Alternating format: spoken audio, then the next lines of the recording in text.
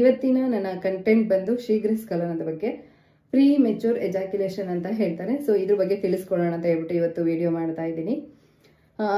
ಏನಪ್ಪ ಅಂದರೆ ಶೀಘ್ರಸ್ಖಲನ ಯಾರಿಗಾಗುತ್ತೆ, ಏನಕ್ಕಾಗತ್ತೆ, ಮತ್ತು ಇದಕ್ಕೇನಾದರೂ ಟ್ರೀಟ್ಮೆಂಟ್ ಇದೆಯಾ ಅನ್ನೋದ್ರ ಬಗ್ಗೆ ತಿಳಿಸ್ಕೊಡ್ತಾ ಇದ್ದೀನಿ. ಸೊ ವಿಡಿಯೋನ ಸ್ಕಿಪ್ ಮಾಡದೆ ಎಂಡವರೆಗೂ ನೋಡಿ. ಹಾಗೆ ಇನ್ನು ಯಾರಾದರೂ ನನ್ನ ಚಾನಲ್ನ ಸಬ್ಸ್ಕ್ರೈಬ್ ಮಾಡದೆ ನೋಡ್ತಾ ಇದ್ರೆ ದಯವಿಟ್ಟು ಸಬ್ಸ್ಕ್ರೈಬ್ ಮಾಡಿಕೊಂಡು ಪೂರ್ತಿ ವಿಡಿಯೋನ ಸ್ಕಿಪ್ ಮಾಡದೆ ನೋಡಿ. ಬನ್ನಿ ಇವತ್ತಿನ ಕಂಟೆಂಟ್ನ ಶುರು ಮಾಡೋಣ. ಮೊದಲನೇದಾಗಿ ಶೀಘ್ರಸ್ಖಲನ ಅಂದರೆ ಏನು ಅಂತ ನೋಡೋದಾದರೆ, ಯಾವಾಗ ಒಬ್ಬ ಗಂಡಸಿಗೆ 1 ಅಥವಾ 2 ನಿಮಿಷದ ಒಳಗಡೆ ವೀರ್ಯಸ್ಖಲನ ಆಗುತ್ತೆ ಅಲ್ವಾ, ಅದನ್ನು ಶೀಘ್ರಸ್ಖಲನ ಅಥವಾ ಪ್ರೀ ಮೆಚೂರ್ ಎಜಾಕ್ಯುಲೇಷನ್ ಅಂತ ಹೇಳ್ತಾರೆ. ಇದು ಯಾರಿಗೆ ಆಗುತ್ತಪ್ಪ ಅಂತ ನೋಡೋದಾದರೆ 45 ಅಥವಾ 50 ವರ್ಷದ ಮೇಲ್ಪಟ್ಟವ್ರಿಗೆ ಆಗೋದು ಕಾಮನ್ ಈ ಶೀಘ್ರಸ್ಖಲನ ಅನ್ನೋದು.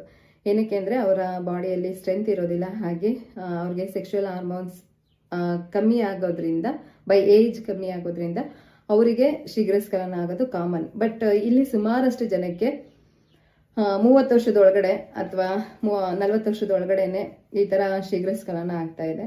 ಇದಕ್ಕೆ ಕಾರಣಗಳು ಏನು ಅಂತ ನೋಡೋದಾದರೆ, ಮೊದಲನೇದಾಗಿ ನಿಮ್ಮ ಲೈಫ್ ಸ್ಟೈಲು, ಸರಿಯಾಗಿ ಊಟ ತಿಂಡಿ ಮಾಡದೇ ಇರೋದು, ಇಲ್ಲ ಸರಿಯಾಗಿ ನಿದ್ರೆ ಮಾಡದೇ ಇರ್ಬೋದು, ಅಥವಾ ಯಾವುದೇ ರೀತಿಯಾದಂಥ ಫಿಸಿಕಲ್ ಆಕ್ಟಿವಿಟೀಸ್ ಮಾಡದೇ ಇರೋವಂಥದ್ದು, ಇದು ರೀಸನ್ ಅಂತ ನೋಡೋದಾದರೆ. ಇನ್ನು ಕೆಲವೊಬ್ಬರಿಗೆ ಲಾಂಗ್ ಟೈಮ್ ಟ್ರೀಟ್ಮೆಂಟ್ ತಗೊತಾ ಇರ್ತಾರಲ್ವಾ, ಅಂದರೆ ಹಾರ್ಟ್ ಡಿಸೀಸ್ಗಾಗಿರ್ಬೋದು, ಇಲ್ಲ ಕಿಡ್ನಿ ಅಥವಾ BP, ಶುಗರ್, ಈ ಥರದ್ದು ಯಾವುದಾದ್ರೂ ಮೆಡಿಸನ್ ತಗೊತಾ ಇದ್ರೆ ಅವ್ರಿಗೂ ಸಹ ಪ್ರೀ ಮೆಚೂರ್ ಎಜಾಕ್ಯುಲೇಷನ್ ಆಗುವಂಥ ಚಾನ್ಸಸ್ ಇರುತ್ತೆ ಲಾಂಗ್ ಟೈಮಲ್ಲಿ ಮೆಡಿಸನ್ ತಗೊಳ್ಳೋದ್ರಿಂದ. ಎಷ್ಟೊಂದು ಜನ ನಾನು ಕೇಳಿದಂಗೆ, ಮೇಡಮ್ ನಮಗೆ 1 ಸಲ ಅಥವಾ 2 ಸಲ ಆ ಥರ ಆಗಿದೆ ಅಂತ ಸುಮಾರಷ್ಟು ಜನ ಹೇಳಿದ್ರಿ.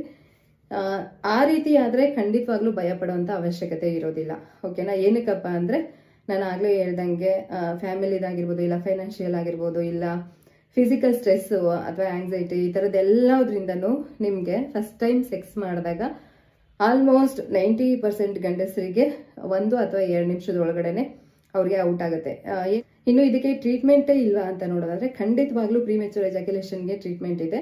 ಬಟ್ ಆ ಟೈಮನ್ನು ಎಂಜಾಯ್ ಮಾಡಿಕೊಂಡು ನೀವೇನಾದರೂ ಸೆಕೆಂಡ್ ರೌಂಡನ್ನು ಟ್ರೈ ಮಾಡಿದ್ರೆ 100% ನಿಮಗೆ ಒಳ್ಳೆ ರಿಸಲ್ಟು ಸಿಗುತ್ತೆ.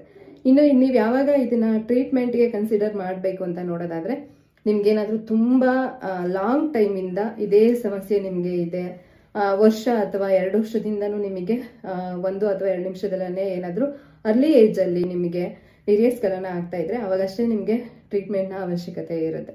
ಇನ್ನು ಎಷ್ಟೊಂದು ಜನ ಅಯ್ಯೋ ನಾವು ಡಾಕ್ಟರ್ ಹತ್ರ ಹೋಗಿ ಹೇಳ್ಕೊಳ್ಳೋದು ಹೇಗೆ ಅಂತ ನಾಚಿಕೆ ಪಡೋರು ಇರ್ತಾರೆ. ದಯವಿಟ್ಟು ಆ ಥರ ಮಾಡೋದಕ್ಕೆ ಹೋಗಬೇಡಿ. ಸ್ಟಾರ್ಟಿಂಗಲ್ಲೇ ಹೋಗಿ ಅದನ್ನು ನೀವು ಟ್ರೀಟ್ಮೆಂಟ್ ತೊಗೊಳ್ಳೋದ್ರಿಂದ 100% ಕ್ಯೂರ್ ಮಾಡ್ಬೋದು. ನಿಮ್ಮ ಟೈಮಿಂಗ್ಸ್ನು ಕೂಡ ಜಾಸ್ತಿ ಮಾಡ್ಕೋಬೋದು. ಅಯ್ಯೋ ಡಾಕ್ಟರ್ ಹತ್ರ ಹೋಗಿ ಹೇಗಪ್ಪ ಹೇಳೋದು, ಆ ಥರ ಎಲ್ಲ ಯಾವುದೇ ರೀತಿಯಾದಂಥ ನಾಚಿಕೆ ಬೇಡ. ಓಕೆನಾ? ಯಾವಾಗ ನೀವು ಈ ರೀತಿ ಪ್ರಾಬ್ಲಮ್ನಿಂದ ನೀವೇನಾದರೂ ಸಫರ್ ಮಾಡ್ತಾ ಇದ್ರೆ ಅದು ನಿಮ್ಮ ಫ್ಯಾಮಿಲಿ ಮೇಲೆ ಕೂಡ ಎಫೆಕ್ಟ್ ಆಗುತ್ತೆ. ಸೊ ಹಾಗಾಗಿ ದಯವಿಟ್ಟು ನನ್ನ ರಿಕ್ವೆಸ್ಟ್ ಏನಪ್ಪ ಅಂದರೆ, ನಿಮಗೆ 1 ಅಥವಾ 2 ವರ್ಷದಿಂದ ಕಂಟಿನ್ಯೂಸ್ ಆಗಿ ನಿಮಗೆ ಇದೇ ರೀತಿ 1 ಅಥವಾ 2 ನಿಮಿಷದಲ್ಲಿ ವೀರ್ಯಸ್ಖಲನ ಆಗ್ತಾ ಇದ್ರೆ ದಯವಿಟ್ಟು ನಿಮ್ಮ ಡಾಕ್ಟರ್ನ ಕನ್ಸಲ್ಟ್ ಮಾಡಿ ಟ್ರೀಟ್ಮೆಂಟ್ ತಗೊಳ್ಳಿ.